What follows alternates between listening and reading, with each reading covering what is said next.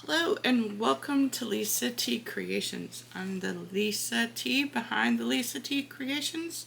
Whether you're new here or you're a returning subscriber, I welcome you back to the channel and I thank you for being here with me today. And so, in today's video, this is the third installment in my Beginners series. Now, when I first started out, I didn't realize how much variety there is in batting and interfacing and what those kind of things are, and so I had to learn as I go. And so in today's video, what we're going to talk about is the different kind of interfacing, what they do. Now all I have is to be able to show you is what I have in my own personal collection of things that I use all the time. Keep in mind there are more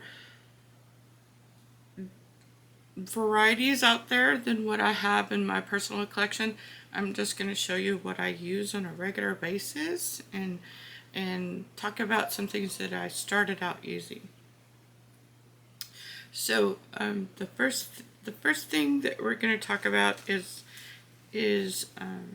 batting. Now, when you're a quilter, there are different kinds of batting. Me personally, I like to use 100% cotton in my batting, and you can buy the cotton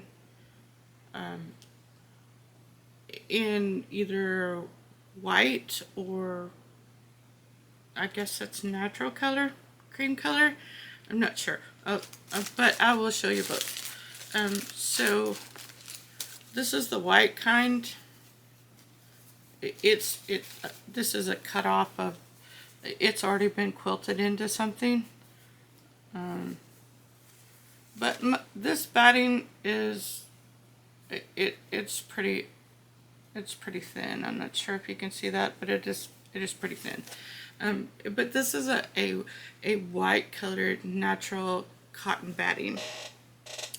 You can buy this batting by the yard, but most of the time you can also buy it like this, where it comes in a package. This one is from Kellogg. This is a crib size, and you can buy it in. This one is crib size. You can buy it in twin and king and queen.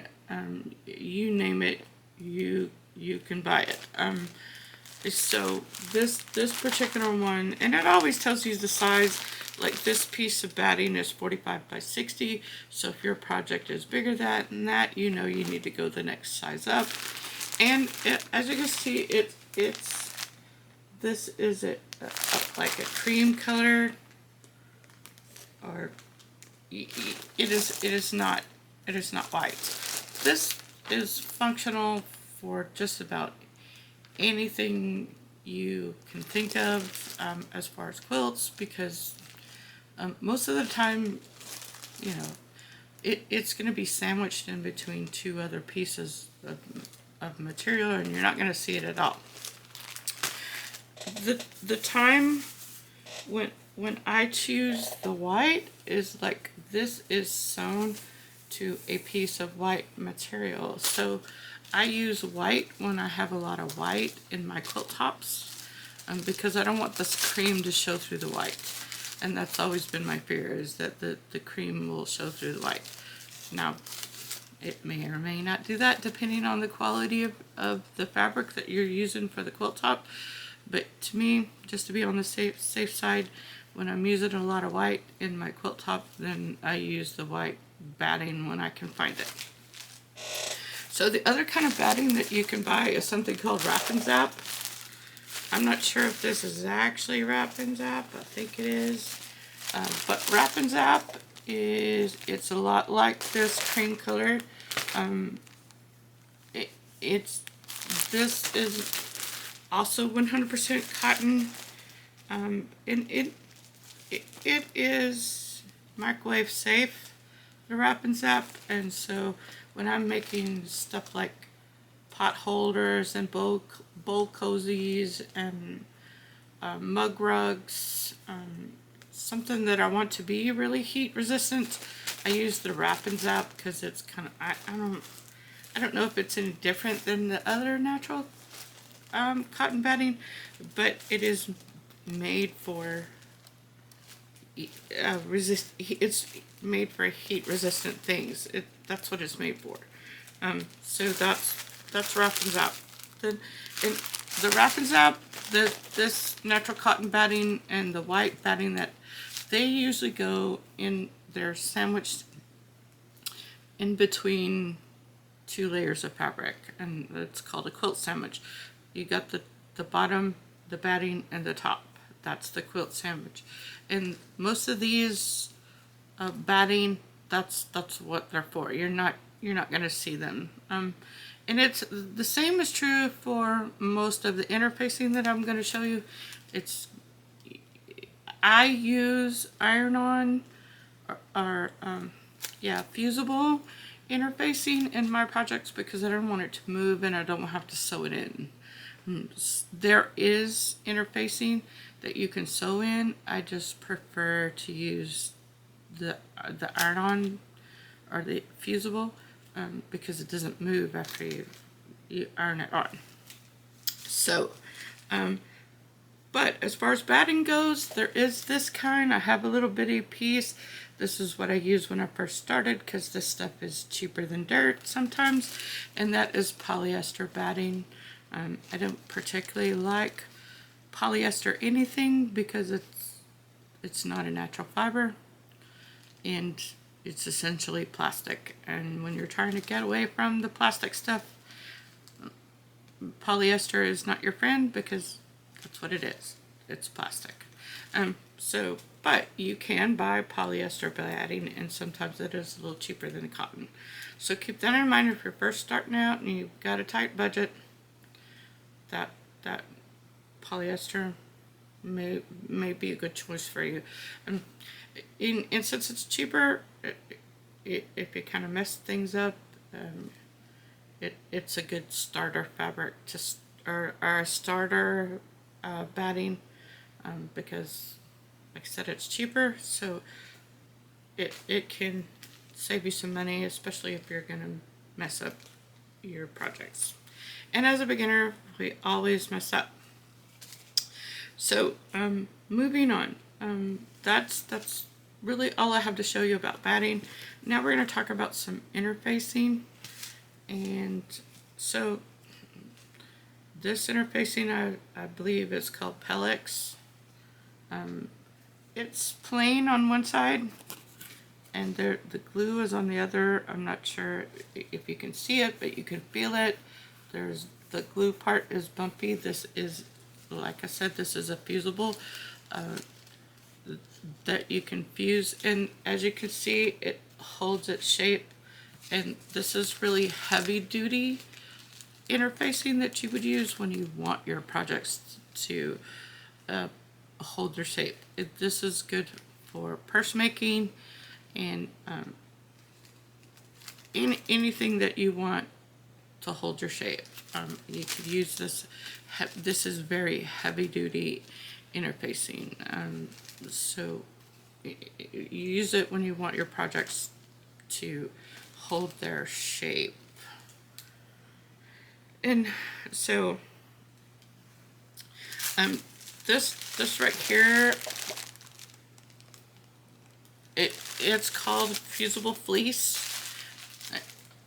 and one side is it looks like fleece, but the other side, not sure if you can tell the difference, but it has glue on it, and you put the glue side towards your fabric and then you iron this on. Fusible fleece is it's another form of interfacing. It can give your projects a little bit more stability and thickness, and again, you would use this when you want the sides of your project to be a little bit stiffer. And And that's what fusible fleece is for. Now, the next three are these. This is medium, heavy, and lightweight interfacing. So this is the it's very hard to tell on the camera. This is stiffer interfacing, and you use this when you want to stabilize the fabric in the front and give it just a little bit of stiffness. It's just going to be a little bit. This particular, this is also kind of a medium weight interfacing, and it's very thin and very flexible. And one side has the glue and one side's really smooth. And again, you would use these medium and lightweight interfacing. You're going to want to use them just like under t-shirt material or under some lightweight type of fabric that's going to fray real easy.